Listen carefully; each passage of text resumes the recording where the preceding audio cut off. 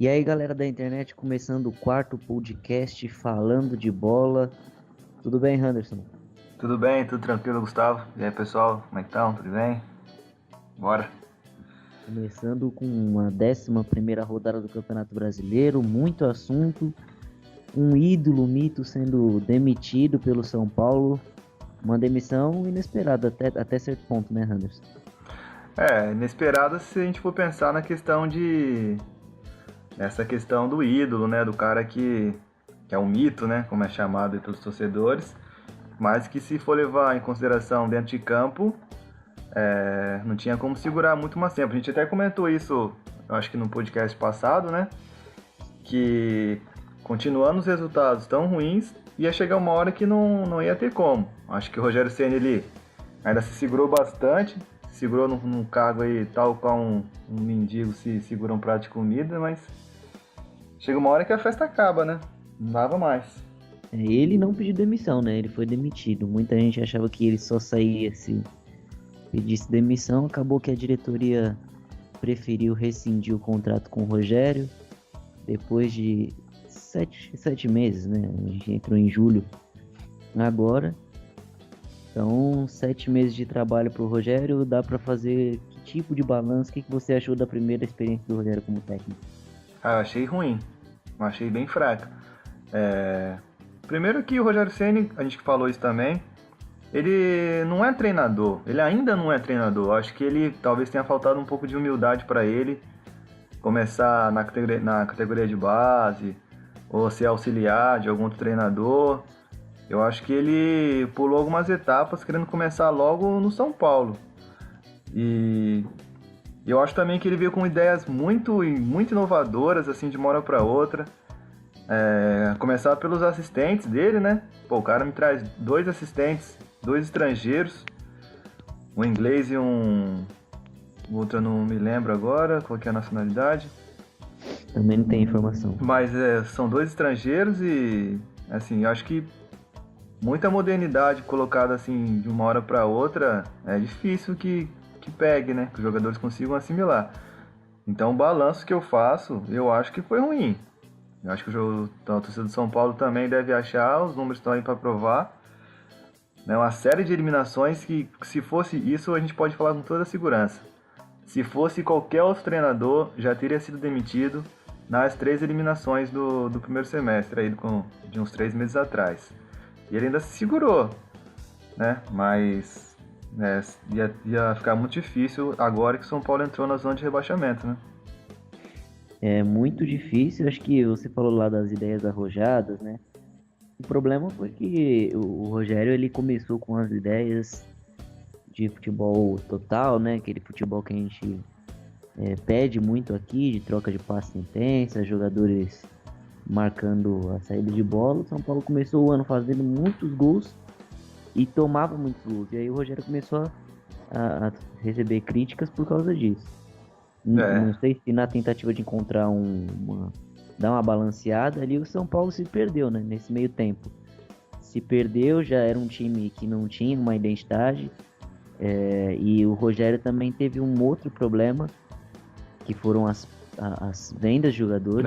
isso que eu ia falar. Né? Muito jogador foi vendido. Segundo, acho que são 13 13. jogadores vendidos durante aí o mandato do Rogério Ceni.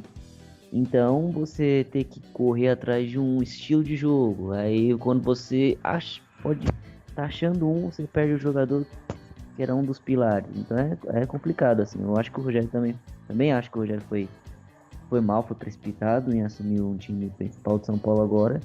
Mas a diretoria tem grande parcela de culpa nesse semestre ruim do São Paulo. Isso aí que você falou, não, falou muito bem nessa questão das saídas, né? Acho que agora é muito fácil também colocar na conta do Rogério. Pô, o time tá mal, não vence 6 jogos, tá na zona de rebaixamento, mas também o cara perdeu um monte de jogadores, alguns titulares, que ele contava, claramente ele contava, e em algumas entrevistas ele deixou claro uma insatisfação com essas vendas de jogadores. Então também não dá para colocar tudo na conta dele, né? O momento ruim, eu acho que quando quando a fase é ruim sempre sobra pro treinador, mas é sempre bom fazer essa ressalva aí que a diretoria também pisou bastante na bola. Arrecadou bastante dinheiro, mas perdeu o poder técnico, né, dentro de campo ali. E a gente batia naquela tecla de que ano de eleição de São Paulo, né, se a gente É, não estou enganado. E foi muito ruim, assim, para a imagem política do clube esse primeiro semestre. É preocupante. Eu me acostumei a ver o São Paulo campeão, né? Campeão brasileiro 3 vezes seguidas, campeão da Libertadores, campeão mundial. Muita gente pegou essa fase e eu não consigo associar a imagem de um clube tão vencedor com essa degringolada que acontece de uns anos para cá. Assim, eu não vejo mais o São Paulo com um time que dispute ali um campeonato brasileiro nas cabeças há algum tempo, assim, não consigo nem me lembrar da última vez. E aí eu fui. Pode Pode concluir. falar. E aí o Rogério entrou essa fogueira, né? Ele como você falou, não teve uma preparação para você colocar primeiro sua ideia em prática nas categorias de base. Eu acredito que seja mais fácil, né? Aconteceu isso na Europa com Guardiola, Zidane, só pra gente citar os mais recentes, até o Luiz Henrique já passou por esse processo. O cara vai se E o Rogério, adaptando, né? justamente, você primeiro implanta a filosofia, depois você pode chegar e aí as suas ideias ou elas vão ter frutos, ou você não chega lá, né? Mas aí também não prejudica o clube, e nem sua E, imagem como ídolo. e tem duas coisas que eu acho interessantes a gente lembrar, que pelo menos na minha opinião, pesaram contra o Rogério.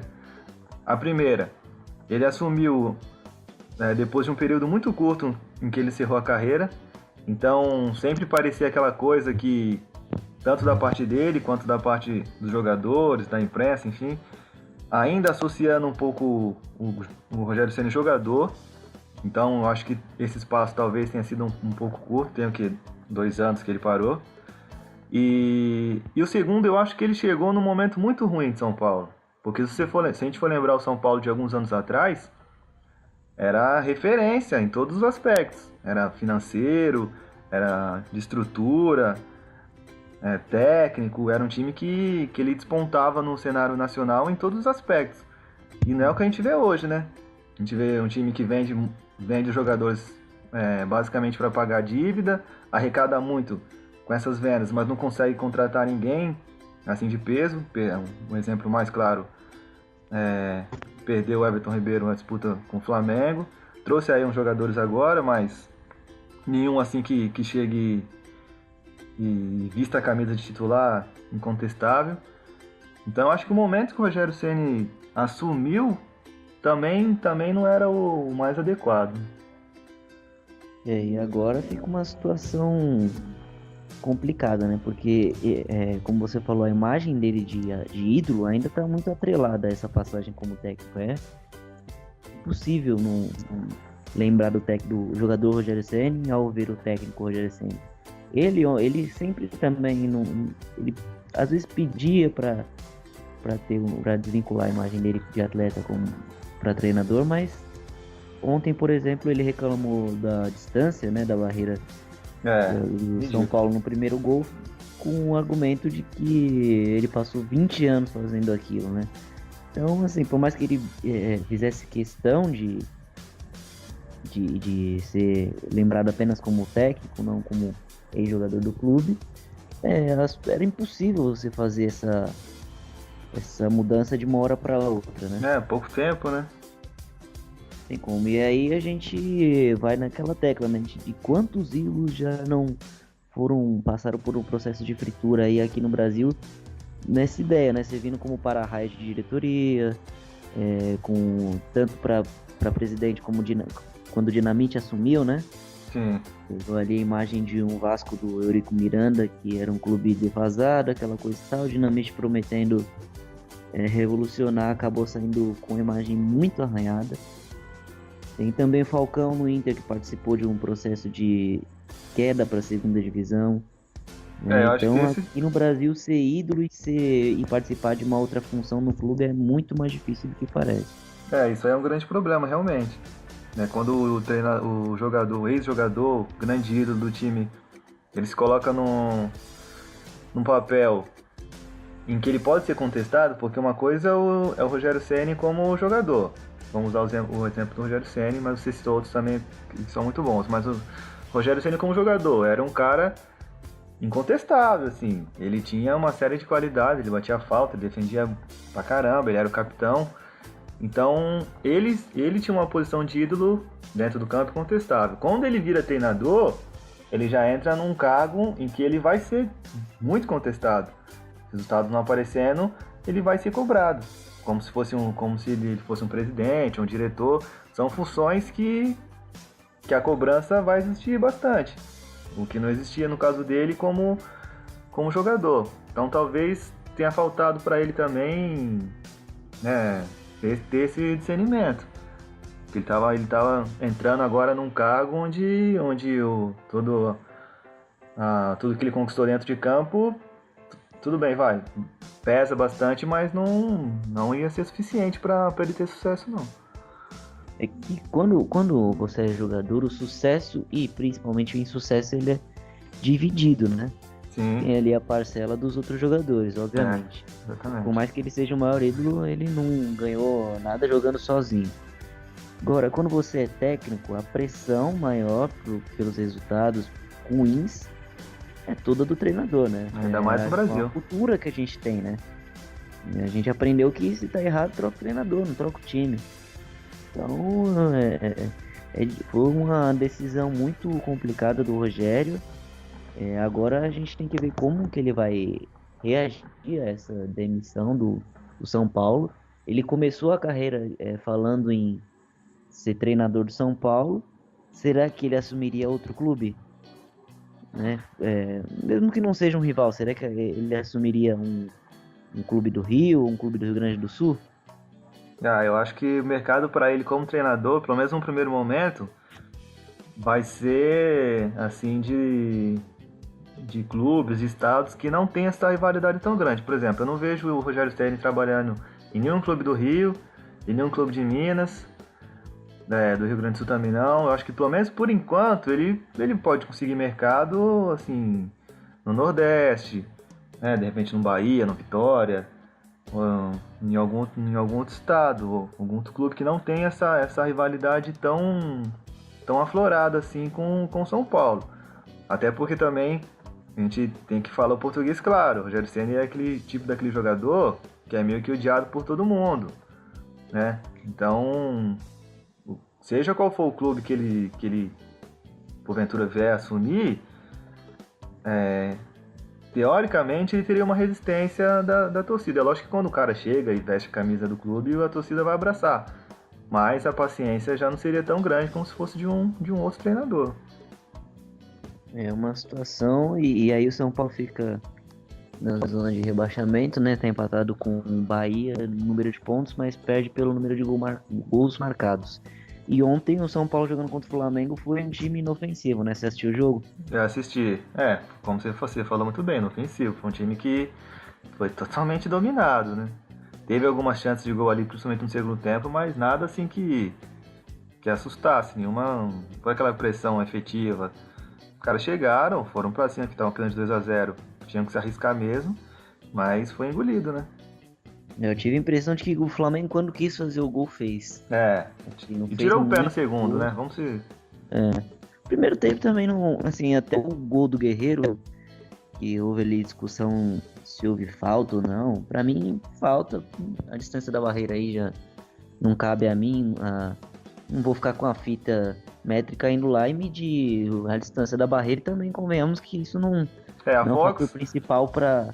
A Fox tem, um gol de falta, né? Só pra se interromper, a Fox tem a Fox Sports tem mostrou na televisão aqueles efeitos que eles têm que mostrou que na hora da batida a barreira tava a 8 metros, 8.3. Tava bem abaixo de 10 que o Rogério sempre falou. E eu acho que não... barreira longe, perto... não faz diferença. Naquele caso não faria. Não faria muita diferença ali. E aí o Flamengo depois, numa troca de passe ali do Everton Ribeiro, Diego e Guerreiro, fez o segundo gol, assim, aí foi essa hora que o Flamengo acelerou, né? O Flamengo dominou o São Paulo por completo, São Paulo sentiu o golpe, e o segundo tempo o Flamengo administrou, o São Paulo não criou absolutamente nada, e é perigosa a situação agora, né? Porque é aquele momento que o time grande não sabe se consegue se recuperar, né? Que aí a bola começa a bater na trave, começa a não entrar. Aí você vê que seu time tá muito atrás dos outros, né? E a sequência agora o São Paulo vai pegar o Santos na Vila Belmiro. Então a hora do São Paulo abrir o olho é agora, porque se demorar muito, a gente tem vários exemplos aí de times que quando acordaram pro campeonato já era tarde demais. Mas você demitiria, Rogério? Olha, eu acho que é uma situação complicada. Eu não me coloco na pele de diretor de São Paulo porque eu não venderia aquele tanto de atleta, né? Porque eu acho um absurdo assim, você toda semana vender um jogador. Agora, se colocaram o Rogério Ceni lá como ídolo e coisa e tal, eu seguraria até o final do campeonato. Se a ideia era essa, aí teria que ser abraçado com ela. Se eles demitiram é porque, assim, a impressão que fica, o que a gente consegue tirar dessa demissão é que os caras desacreditaram totalmente no projeto, né? Falaram, pô, desse jeito a gente vai ser rebaixado. Então, vamos parar agora enquanto tá cedo, né? Não acabou nem o primeiro turno ainda, porque se continuar, a gente vai ser rebaixado. Então, o que dá pra entender é que os diretores, o presidente, desacreditou totalmente da ideia que eles mesmos tiveram lá no começo do ano. O que eu também não acho nenhum absurdo, não. Assim, é lógico que quando a gente fala de demissão de treinador, é toda uma discussão longa, essa coisa de interromper trabalho. Mas eu também não questiono muito, não. Acho que a demissão de qualquer profissional, ela não deixa de ser um cumprimento do contrato. A rescisão, ela faz parte do contrato. Quando você rescinde, você está cumprindo o contrato. Você paga a multa, beleza, tudo bem. Se os caras estão achando que não vai dar certo, se eles não têm mais confiança nenhuma, e aí pode ser o São Paulo, o Rogério, qualquer outro caso, eu também não vejo muito absurdo, igual uma galera que fica alucinada quando tem demissão de treinador. Tem casos e casos, mas eu não vejo também um tanto absurdo, não. Pagando a multa, pagando o salário, segue o jogo. Vamos seguir o jogo aqui também, que a rodada do Brasileirão teve mais coisas aí. O Corinthians venceu mais uma e contou com a derrota do Grêmio para o Palmeiras no Pacaembu. Abriu 7 pontos em 11 rodadas. 7 pontos de diferença para o segundo colocado é muita coisa.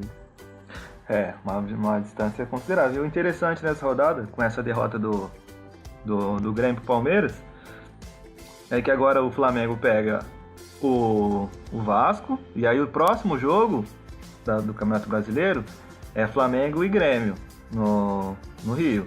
Então o que pode acontecer? Dependendo dos resultados, se houver uma combinação de resultados, pode chegar nesse jogo Flamengo e Grêmio do Corinthians tem que começar a se preocupar com o Flamengo, né?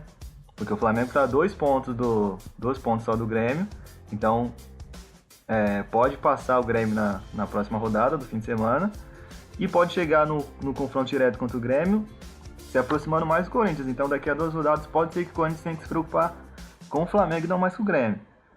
Mas é só suposições, né? O Grêmio, como joga amanhã na terça-feira pela Libertadores, no sábado entrou com um time, praticamente o time C para jogar contra o Palmeiras. E aí, assim, você na segunda colocação do campeonato, entrar com um time todo desfigurado, por mais que a Libertadores seja muito importante, é uma situação que eu nunca vou entender. Assim, abrir mão demais, né? Poupar jogador eu acho palpável, né? Às vezes um jogador tá mais desgastado que o outro, agora o time todo e ainda poupar até reserva eu já acho um pouco absurdo, assim, meio apelativo demais, né? Achar que isso vai fazer tanta diferença assim na Libertadores é complicado. E ainda mais que o Grêmio jogava na Argentina, né? Convenhamos que a distância da Argentina pro Rio Grande do Sul não é lá essas coisas.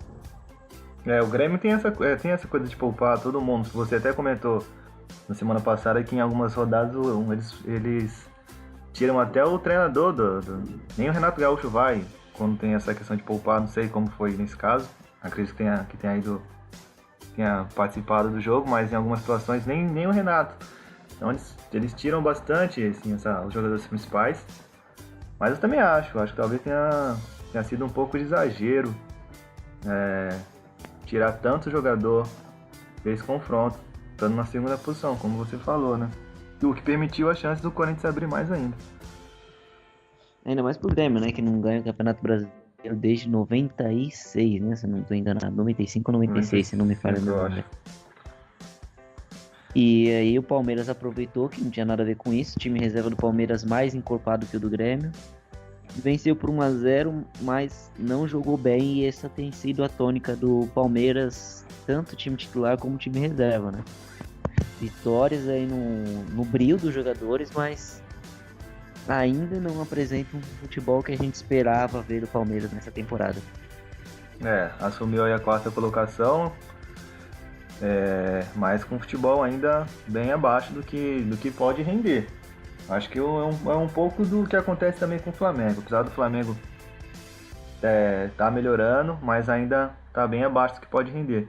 Palmeiras, eu acho que o time reserva do Palmeiras, nome assim no papel, é um timaço, né? Então eles teriam que jogar um pouco mais, fazer valer toda a sua capacidade técnica dos jogadores.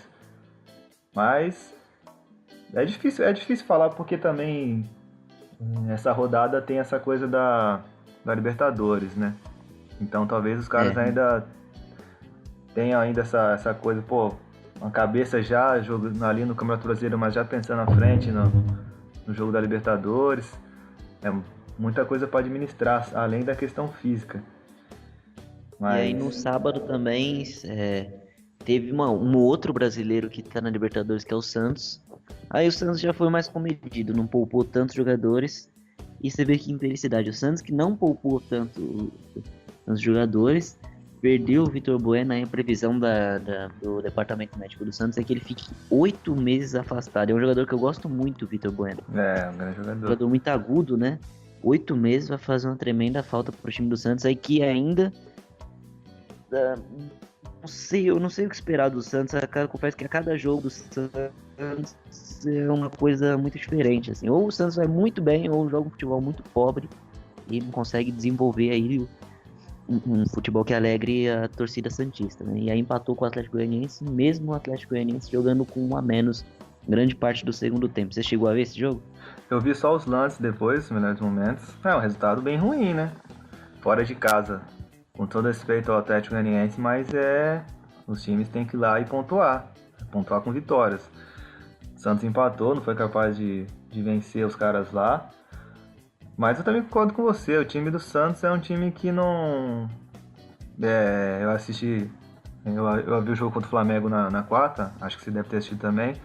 E tanto na 4ª quanto no sábado, não sei, é um time confuso ainda, com pouca efetividade na frente. Então tem essa questão da mudança de treinador também. Já tem algumas rodadas que estão com um treinador novo. Levir ainda não conseguiu, parece, né, mudar muita coisa assim desse tempo que ele tá lá. O que é preocupante, né, pro Santos, porque agora entra numa fase de mata-mata da Libertadores, perdeu um jogador importante e o futebol ainda caiu muito, né? Então, a torcida do Santos tem que se preocupar um pouquinho, sim.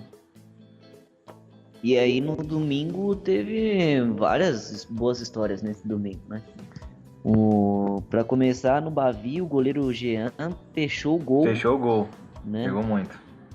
E o Jean, cara, ele é um jogador muito marcado por uma falha contra o Vitória, né, numa final de Campeonato Baiano. E aí, agora, nesse ressurgimento, aí tem se tornado um bom goleiro, de boa saída para o jogo. Muito especula que ele possa surgir num grande clube no próximo ano. Fechou o gol contra o Vitória. Gatito também contra o Botafogo. Impressionante o que o Gatito tá pegando. Esse cara tá pegando, hein? O Gatito, ele tá parecendo um Vanderlei, assim, pra fazer gol nele, só bola impossível. Tá pegando muito. E aí voltou o Jefferson, né? Agora é uma situação difícil, dúvida, né? O cara é ídolo, mas... O Jefferson é um goleiraço também, né? Sim, é um baita goleiro. Mas precisa ver como vai voltar dessa lesão aí. Mas então, é uma situação difícil, né? O cara, de um lado você tem o Gatito pegando muito bem, já há algum tempo. Do outro tem o ídolo.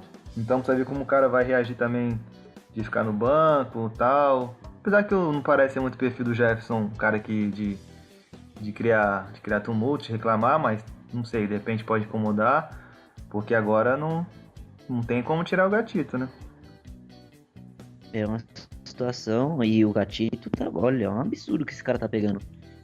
O gol do Corinthians, ele fez 2 defesas assim que na frente, na cara do jogador, né? É, foi. Pegou o pênalti. Passou por ele porque não tinha mais o que fazer mesmo. Daí É, pegou pênalti, pegou rebote, pênalti. foi como você falou, né? Ele e o Vanderlei também. O Vanderlei dos Santos tá a mesma coisa. Pra fazer gol no cara tem que ser golaço, tem que ser bola indefensável. Então E aí, bons goleiros aí que estão despontando. mas mesmo assim o Corinthians venceu, não. O Jair Ventura, treinador do Botafogo, deu entrevista elogiando bastante o time do Corinthians, que o Botafogo, que é uma equipe acostumada a surpreender os adversários, ficou acuado nesse jogo contra o Corinthians, não conseguiu sair, o Corinthians foi muito bem. E mais uma vitória na Arena, mais uma vitória por 1-0.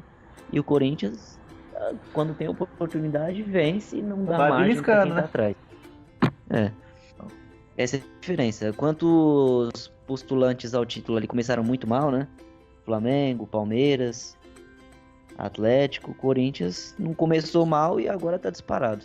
É, a menos que tenha uma mudança muito. Muita gente questiona se o Corinthians tem elenco suficiente para aguentar esse ritmo do campeonato todo.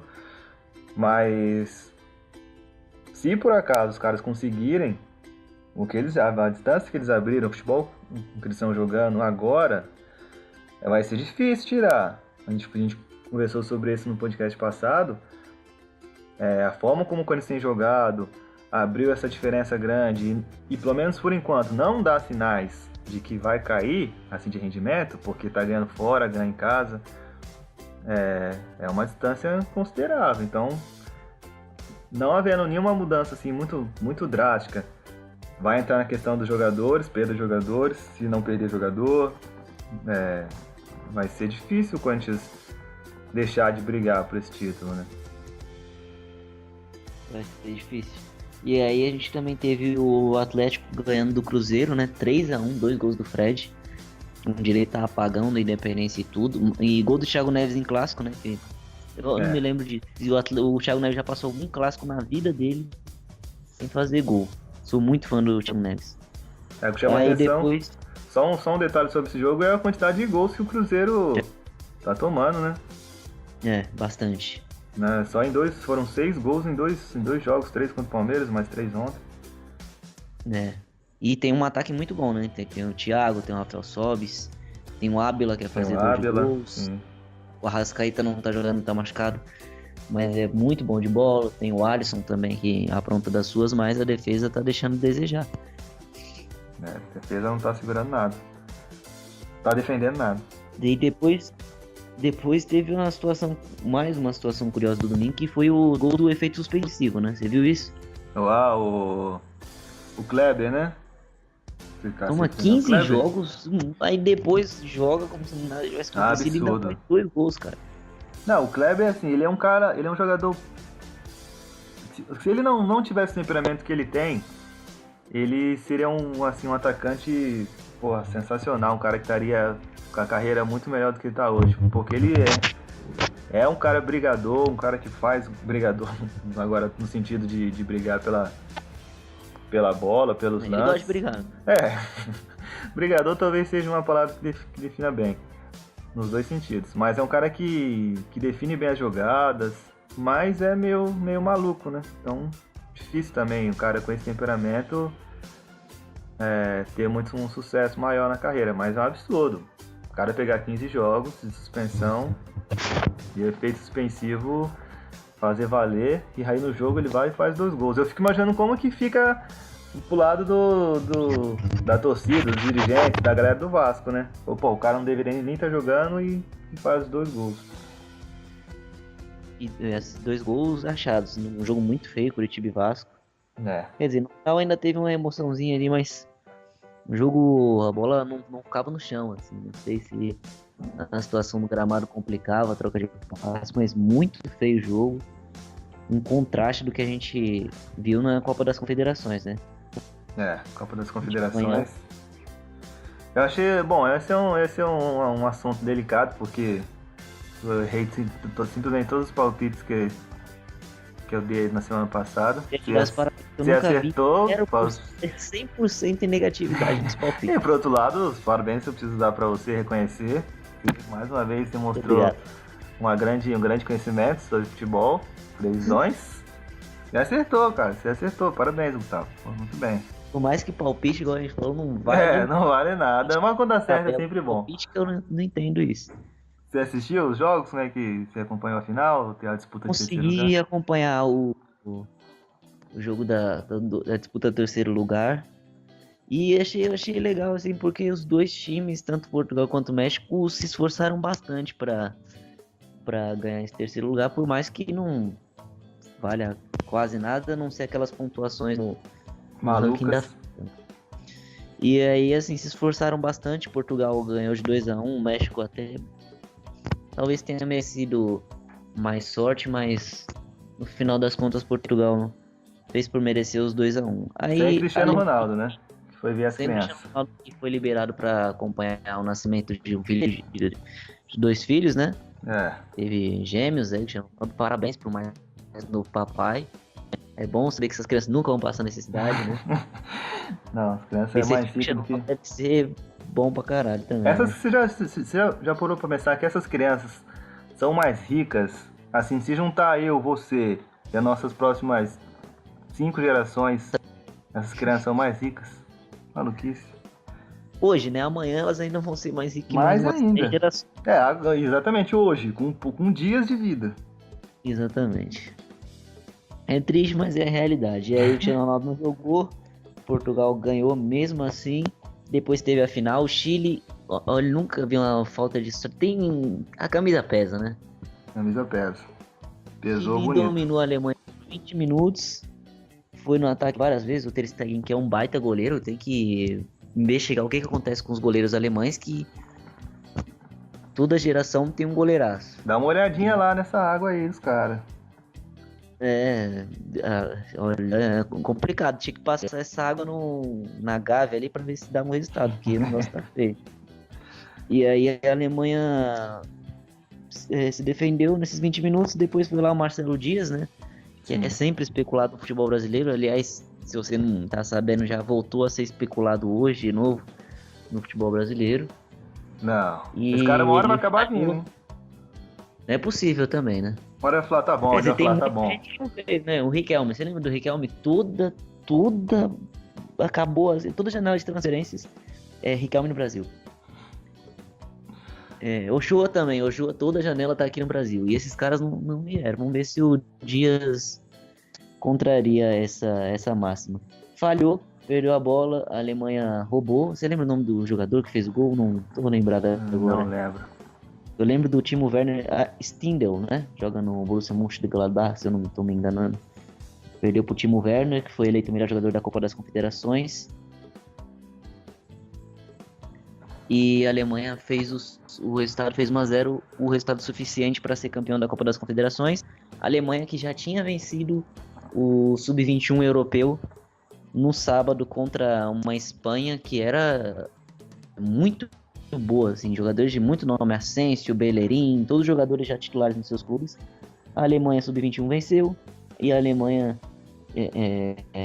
poupada, reserva, jogou a Copa das Confederações e também venceu.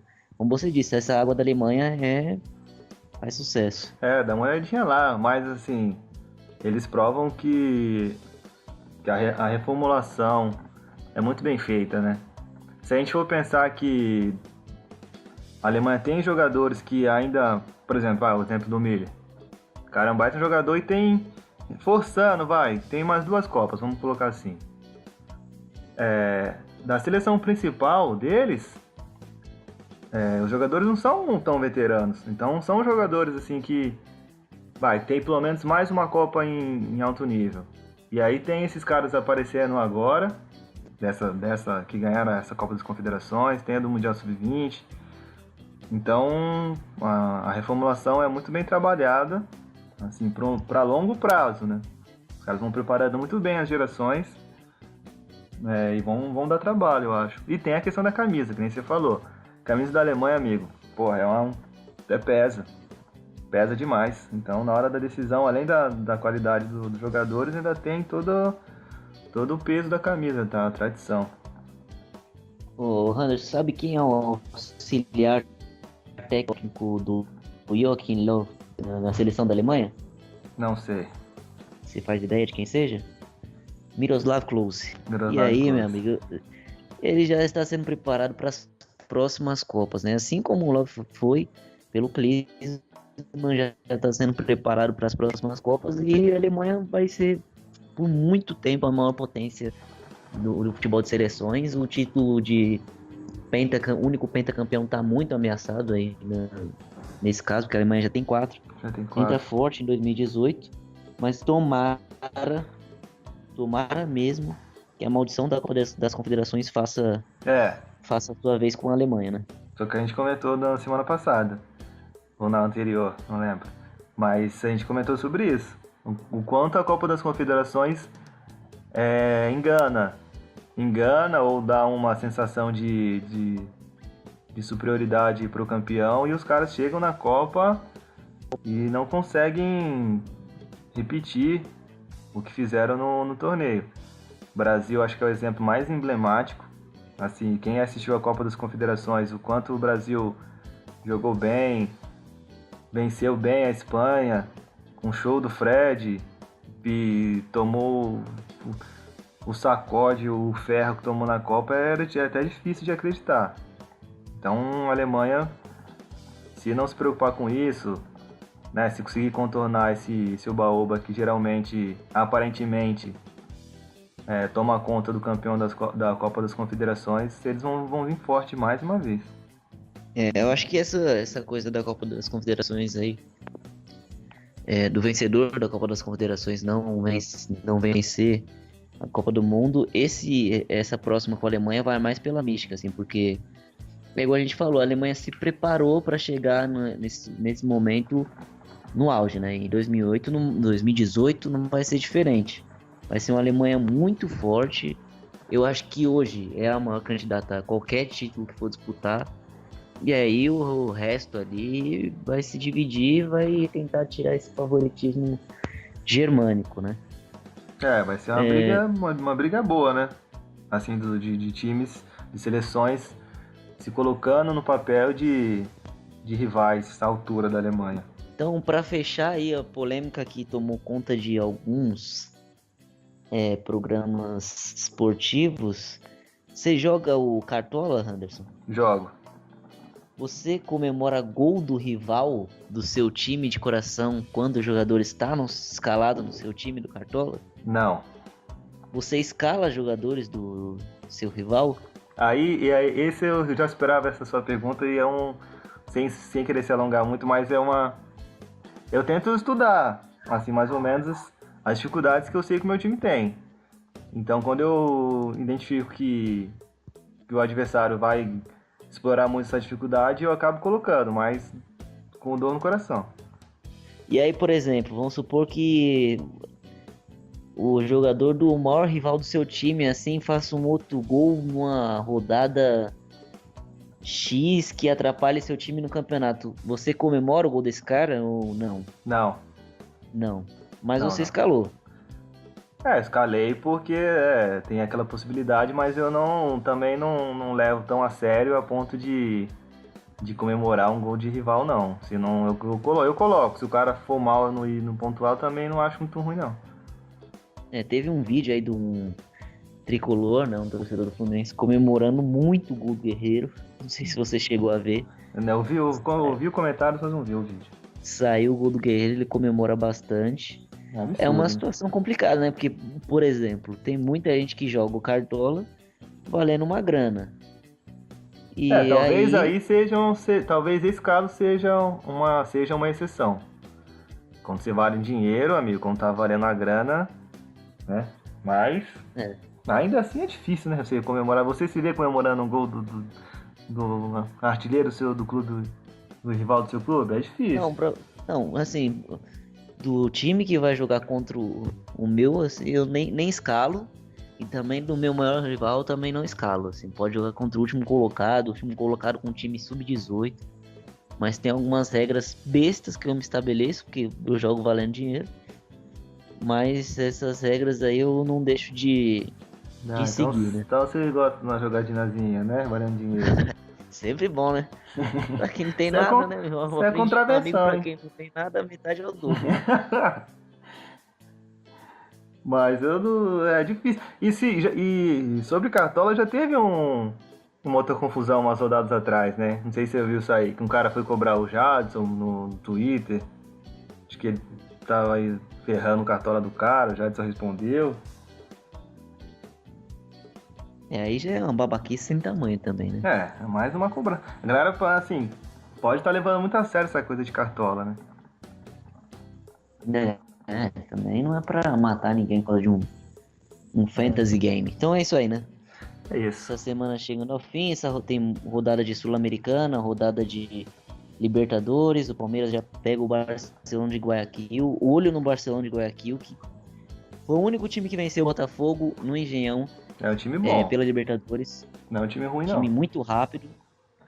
Vai ser um jogo bom, Palmeiras e Barcelona de Guayaquil. Vai ser um jogo de muitos gols. Podem esperar, pode me cobrar. Que de palpite eu tô bom. Então, Subiu a boa cabeça noite, aí. Anderson. Até a próxima. É isso Até aí. o próximo podcast. A gente fica aqui. Até mais. Boa noite, galera. Até mais.